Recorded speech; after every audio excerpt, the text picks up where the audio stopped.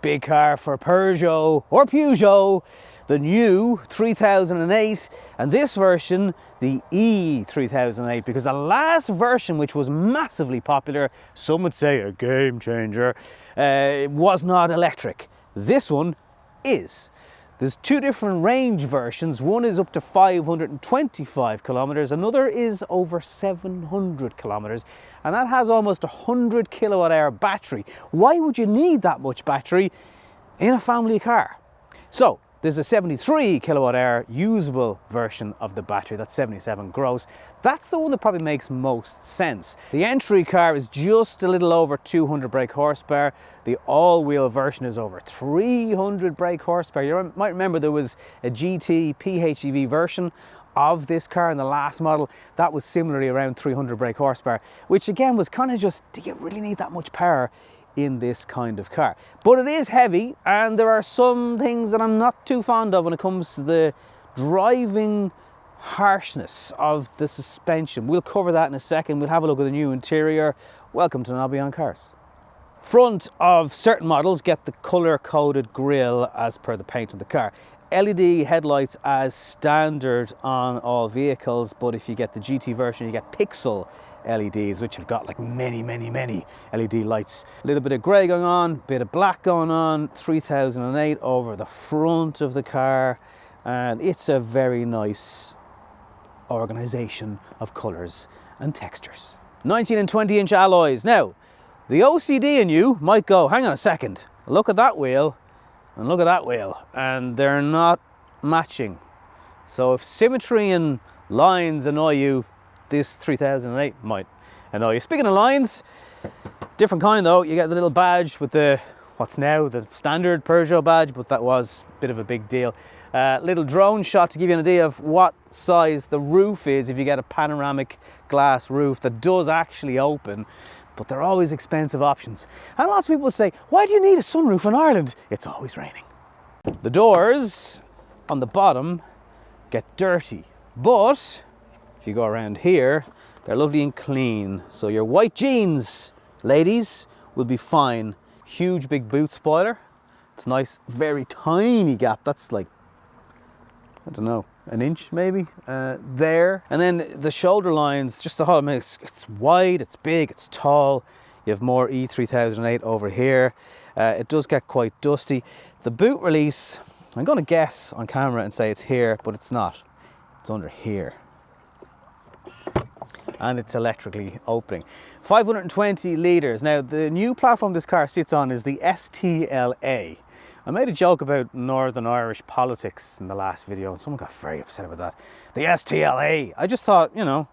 Anyway, 520 litres. If you go for the all-wheel drive, you do lose a little bit of space, and that's kind of confusing because Stellantis, who own Peugeot, have said this new platform allows all the cars to have all the same space in the boot. Not a flexible parcel shelf like a lot of competitors will have, but these things for holding up that parcel shelf remain. They were in the last model. I think all versions will be, especially the GT, will be electric operated, but like they have this little extra thing here to help you close that if you don't have one. It is snug back here. I'll be honest, and I kind of thought it might be bigger. Now there's a weird angle on this passenger seat the way it's currently set up. I am not 6 foot tall, that's my driving position. Look, it's doable. There's space for your feet, there's quite a lot of room for knees, but just when you look down at the floor area, and the bench here is quite shortcomings here for the back of your legs. You do get an armrest, which is to be expected. The angle's pretty good on that. There's a slight droop. A lot of space here generally, but the design of the car does mean that it very quickly slopes down into the back and it gets a little bit tight. I think most people will be all right. I mean, there is an additional little cutout, so if you're sitting properly back, I think you'd be good. And the roof, which I'm glad to see opens, because that's kind of getting rarer and rarer these days, does just make it feel a little bit brighter. As I look down here, there's 2 USB-C charging ports. You have your own vents, but not individual climate control in the back of the car. Again, not really surprised about that. Wouldn't be expected at this price point. One thing that has changed is now we get 10 little widgets on this screen. This is a 21-inch panoramic display.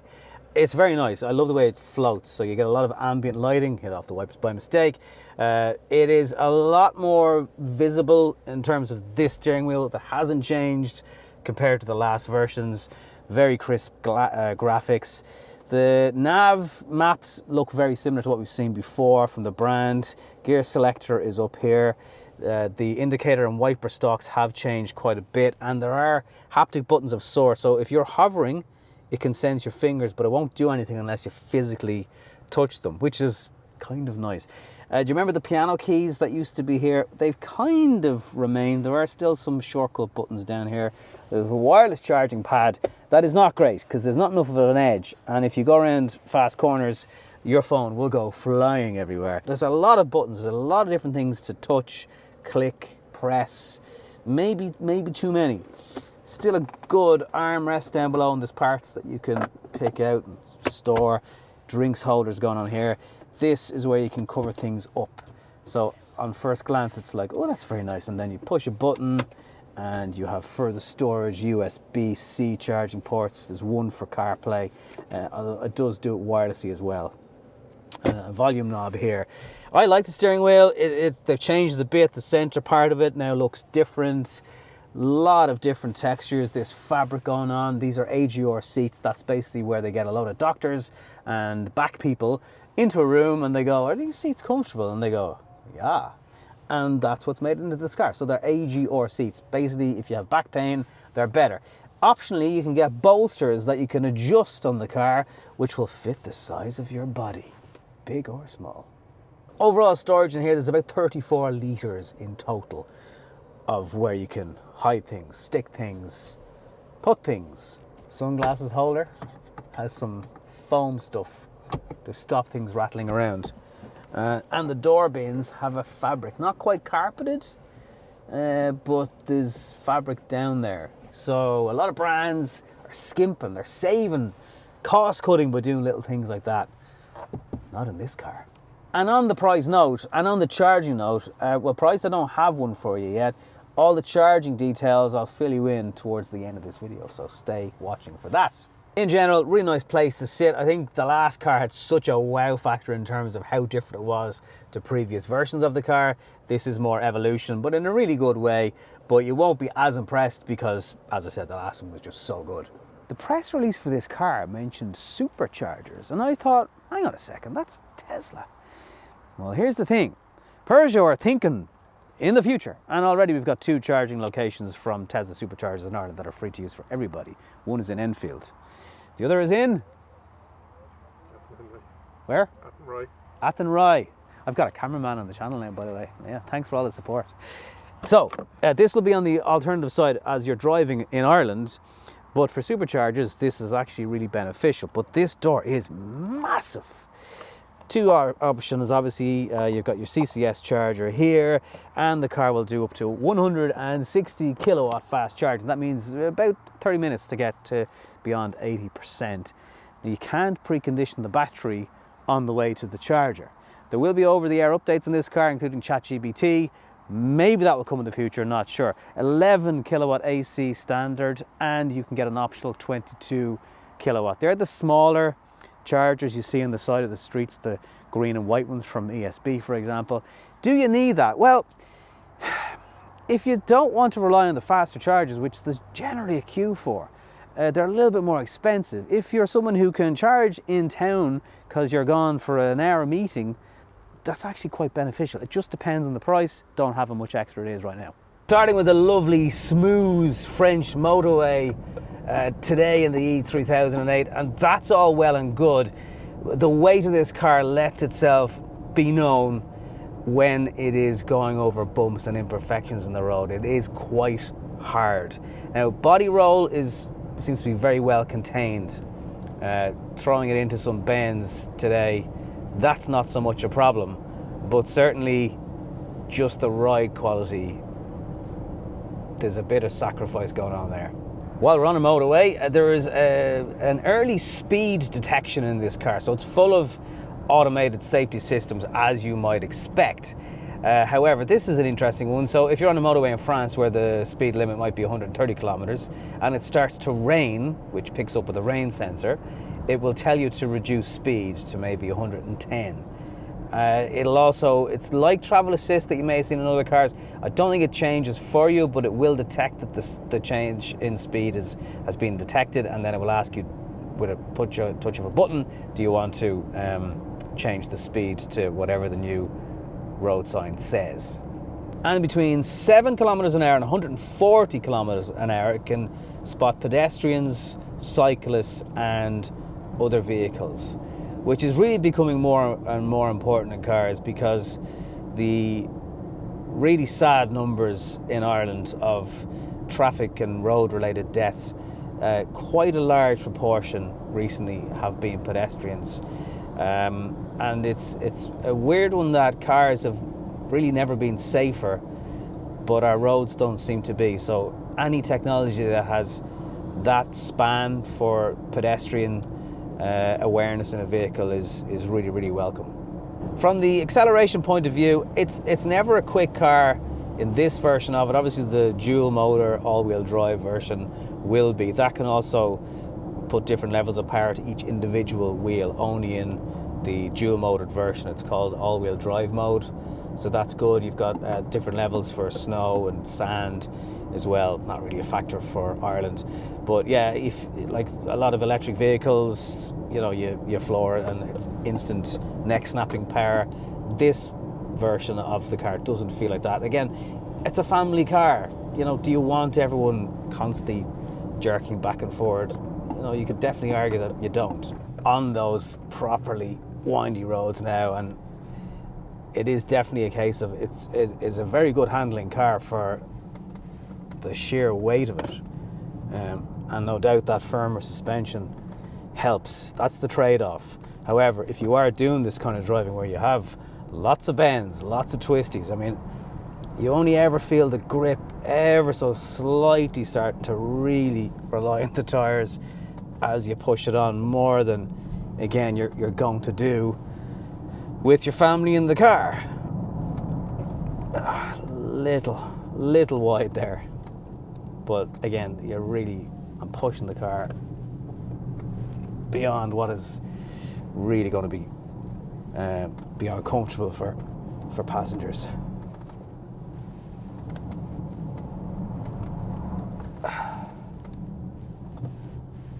Not quite pulling G's, but compared to some electric cars where you really feel the weight struggling, I think it does quite a good job there. And although that tray for your phone is rubbish, your phone will constantly fall off it again if you're doing this kind of driving. And on that same note, what they have managed to do with how the balance of the vehicle and the weight shifts around, everyone, including passengers in the back, should feel comfortable, because that body roll is minimized. It's just the overall harshness of the car on less than perfect road surfaces that may be an issue. As I said, if, for example, you're in any of the major cities and you never really use those kind of roads, it's not going to be a factor. It's just something I noticed on twisty, not great road surfaces on the tight roads around Cannes early on today. We'll get a chance to drive this car across a week in Ireland later on in the year. I'll get a better idea of what it's like to live with the 3008 from that point of view. It's not that this or the last model was, you know, the first 3008 in Peugeot's history, but it still had a tough act to follow from the last car, because it shifted almost 1.5 million units in over 140 countries. So to say that they got the recipe for the last 3008 right is a bit of an understatement. And I think on first impressions, it's the same with this car. It should do the numbers. It should be popular. It's a nice overall package. Two trims, Allure and G2, will be available. There will be a hybrid version of this car, but they're going to focus on this version first. As I say in so many videos now, it really is going to depend on price. A really high spec 3008 in the last version did creep into the 40s. This has got a big battery, so like the battery in this is the same size as a Volkswagen ID4, the larger battery in that car. And we all know what's happened to prices there recently. So Stellantis will be watching that. They will be aware. Now, because it's a brand new model and everyone's going to want it, that kind of means the price... Look, I don't know. I am guessing. Is it going to be a 50 grand car in an EV? Yeah. Is it going to be maybe even closer to 60 if you get the GT version? Really, quite possibly. Drag coefficient 0.28, although I've seen other figures that say 0.27, but I'm going to stick with 0.28, which is, it's okay, but it's a big car. It's a little bit longer than the last version of the 3008. I've no doubt though that it is going to be desirable. It still looks pretty good. This is the colour that you need to go for. There's 6 available. They've got 2 greys. Why do you need 2 greys, Peugeot? It's almost like a turquoise. It changes in the light. It's darker this side under the clouds and it's brighter across the front. It is a beautiful colour. That's kind of their launch colour for a lot of their cars. As you saw in the driving part of the video, it's bumpy, it's rigid, but when you're throwing it into bends, it behaves like a much smaller car. And that's the trade-off. And sometimes with the weight of batteries, I think I'd forgo the ride quality sometimes for a better handling car, and that's what they seem to have done here. If you're interested in the electric version of the 5008, well then maybe consider subscribing to the channel, because I will have that first look in a couple of weeks. But for now, from Cannes in France, thank you very much for watching this review, and you should check out Derek Riley's review as well from Nevo, because he helped me film this video today and he'll really want to see if he gets more views than me, so come on, just watch his video after mine, of course. For now, thank you very much for watching. See you in the next one.